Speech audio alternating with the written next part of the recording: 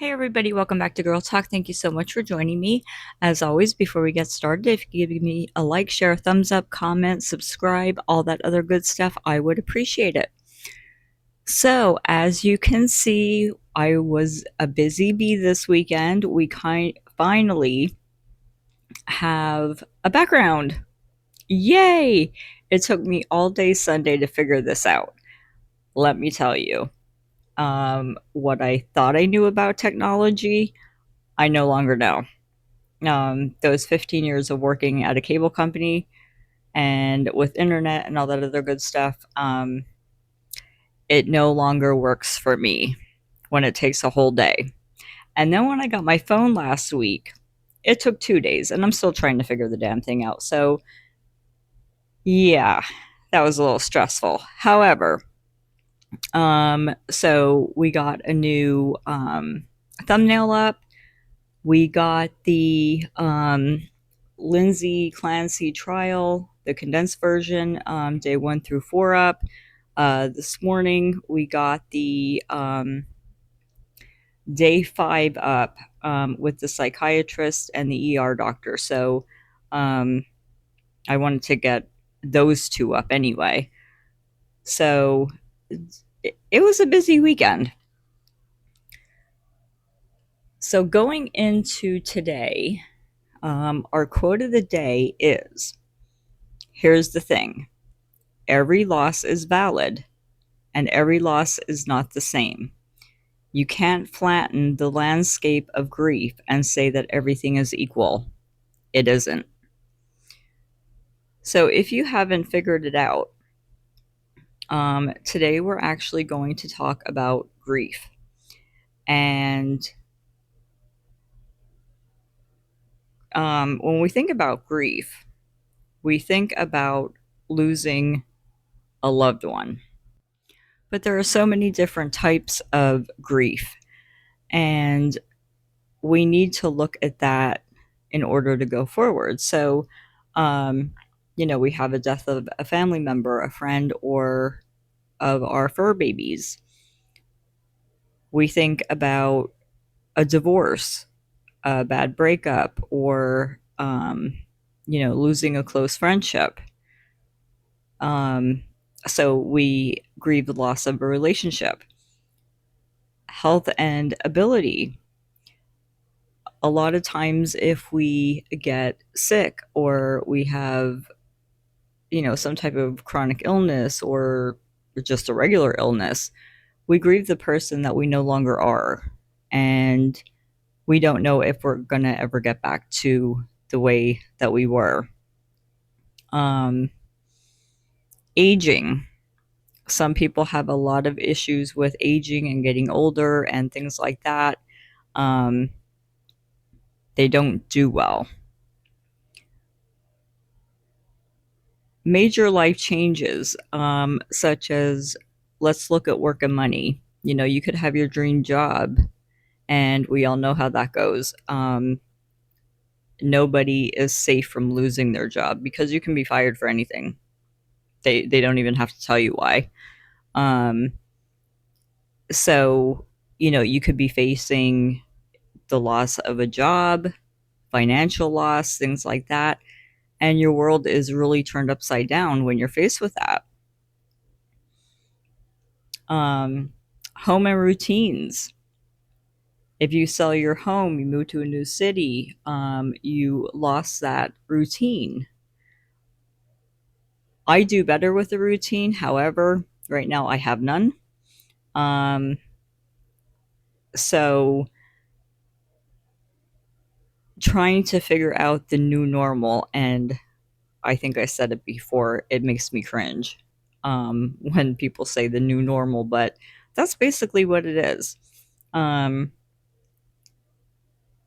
You're learning to adapt, and you're learning to embrace the changes. The loss of safety and trust, losing a sense of safety after a trauma, a crime, abuse.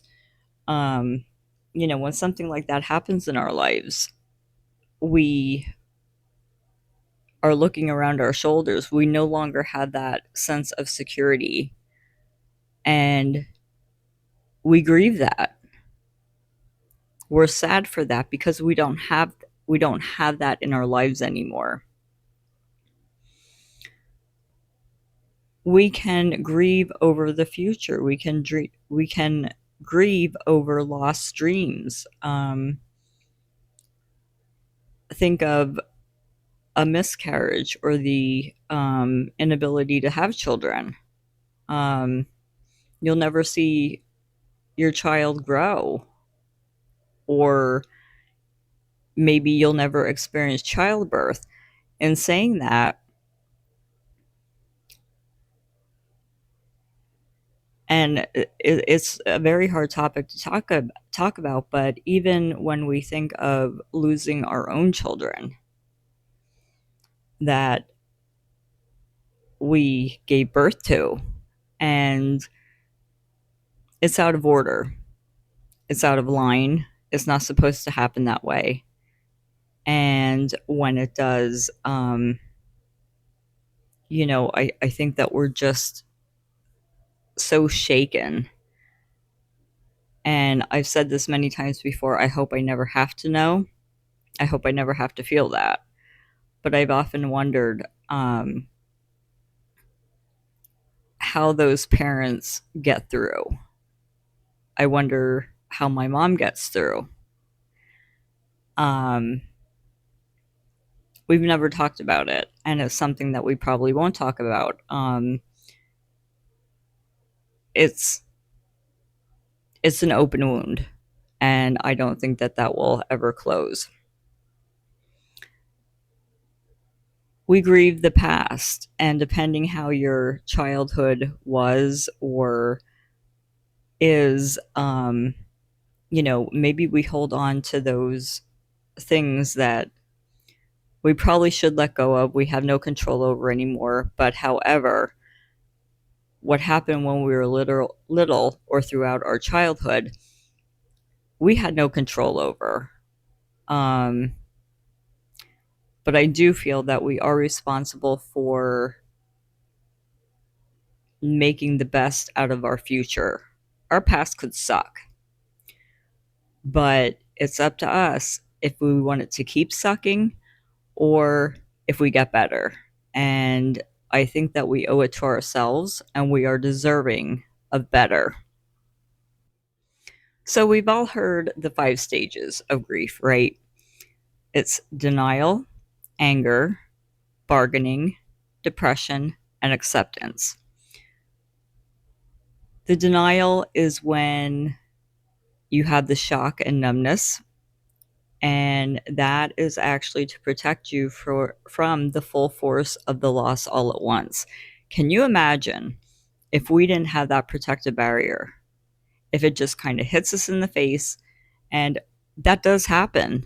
Um, when people have, awful accidents, or um, it's a spur of the moment thing that you're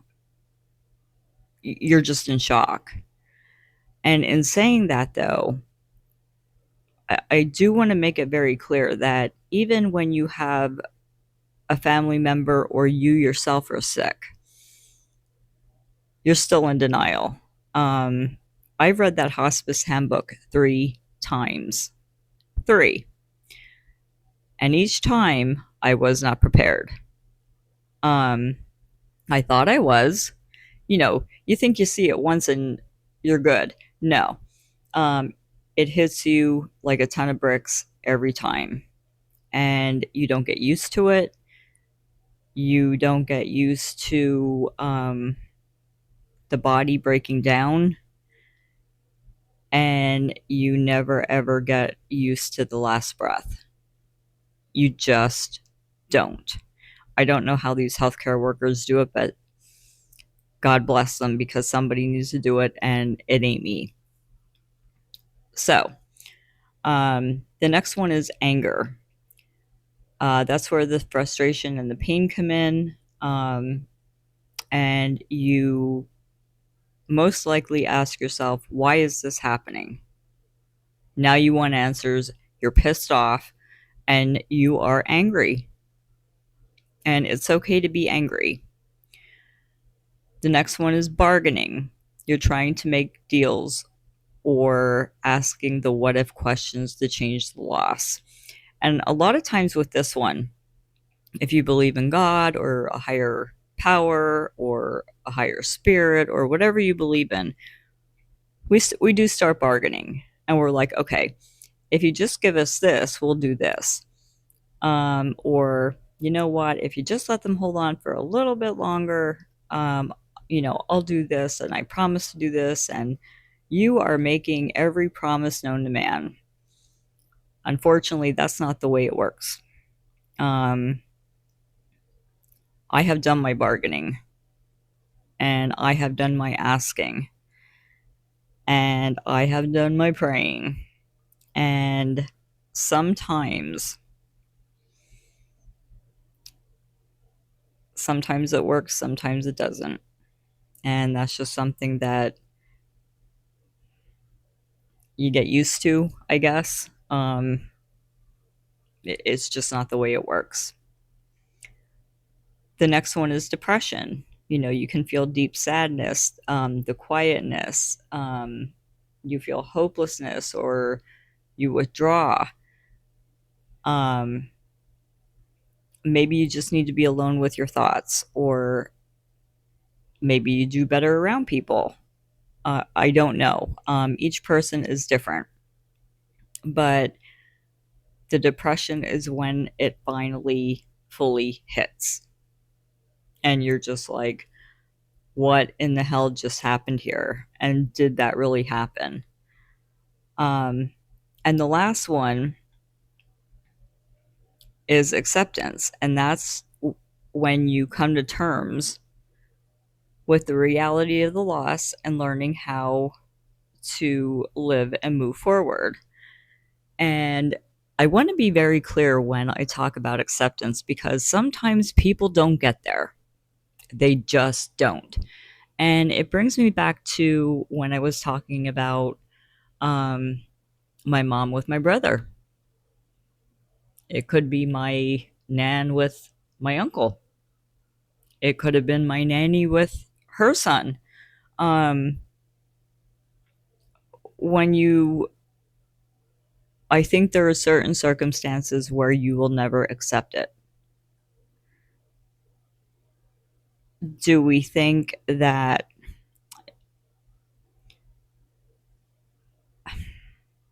I want to be careful how I word this, because I want to be very respectful of everybody's feelings and I don't want it to come out wrong.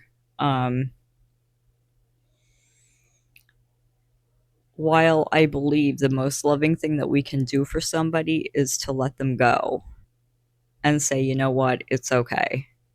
If you need to go, it is okay. If that's what's going to bring you peace, then you do what you need to do. It's the hardest thing we ever have to say and that we ever have to go through. But in that moment, it's not about us. It's about them, making them comfortable, making them at peace, and, helping them transition on to the next stage of whatever is out there and whatever you believe in. We think of our fur babies. We take them to the vet and um, that injection's going in. And it's hard to process that.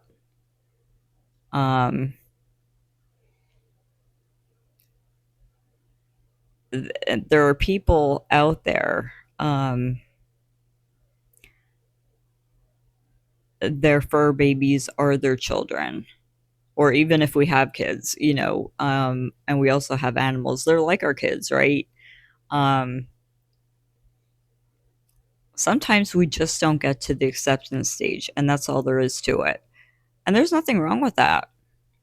There's some people that grieve, and this is another thing that needs to be talked about. They grieve while the person is still here. Let's think about Alzheimer's and dementia, right? I think that might be the hardest thing to accept, only because you can physically see the person. And it's like, it's almost like a mind fuck. I don't want to word it that way, but it is. Because you're seeing it with your eyes. So you think, okay, if I'm seeing it with my eyes, then everything's okay, right? That's what you hope and that's what you think. Unfortunately, that's not the way that it normally happens. It takes so much time, I think, for people to really be able to look and um, I don't know if reality ever really sinks in. I'm not sure because, like I said, your eyes are playing a game with you, and I don't know if maybe you grieve twice. You grieve when the person's here, and you grieve when they're gone. I don't know. I don't know the answer to that, unfortunately. Um, but the other thing that I do want to talk about too is if you are a caregiver, whether it be to um, it could be caring for yourself. It could be caring for a family member.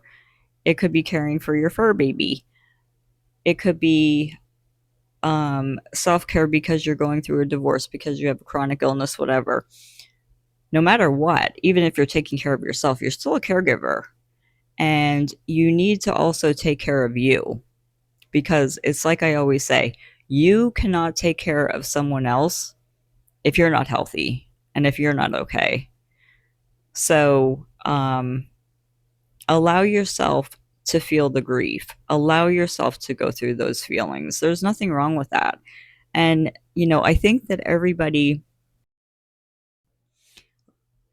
likes to say, oh, she's so strong. I never seen her cry, or oh, he's so strong and he's always out and about, and his wife just passed and things like that. You hear that all the time. And again, everybody deals with it differently, but don't let that smile fool you because we don't know what goes on behind closed doors for a lot of things. Grief is one of those things.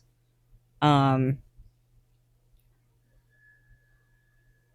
they could be crying at night and crying themselves to sleep, waking up in the morning and putting a smile on their face like nothing happened the night before. We all wear those masks and we all want to we all want to be that strong person, but you know what? We don't have to be. And I would think that if somebody is not grieving or, they don't show a little bit of emotion, is it strength or weakness? Right? If you can't show emotion, how strong are you really? If you think about it, it takes one hell of a person to show weakness. And it takes one hell of a person to show that you're not okay. You don't always have to have it together. You don't always have to be put together. Um, and it's perfectly okay to do that. You don't owe anybody an explanation on how or why you are grieving. It's very personalized. It's not anyone else's business. And you're the one that has to feel it. You have to feel those emotions. Um, so I just wanted to jump on for a little bit. And there's a lot of people that I know that are grieving right now. Some are from chronic illness, some are from breakups, and more times than not, a family member passing or, somebody that they cared about passing. And we just want to keep everybody in our thoughts because grief is ugly sometimes. It's not put together, it's not pretty, it's not fun. There's nothing calculated about it. Um, and it comes and goes whenever it feels like it. Just when you think that you've accepted it, it comes back and hits you in the face again. And it'll do it over and over and over. And it could be years down the road and you get hit in the face again. Um, I can tell you my nan passed in 2009, my brother passed in 2013. It's now 2026, and there are still days when it's just a little bit harder to breathe. So it's okay to do that, and it's okay to be bummed out. Just make sure that in that process that you're taking care of you too. So let me know your thoughts, and if you would like, put in the comments of what helped you with your grief, because there are so many people going through it, and maybe you can help them. Maybe your tips will help someone else, because in the end, when we are grieving, it's just like raising a kid. It takes a village sometimes to rally around that person and be like, hey, you may not want to talk about it. That's okay. If and when you would like, I'm here to listen. That's all it takes. So let me know what you think. Let a comment. Don't forget to subscribe, and we will talk soon. Have a great weekend, guys. Bye.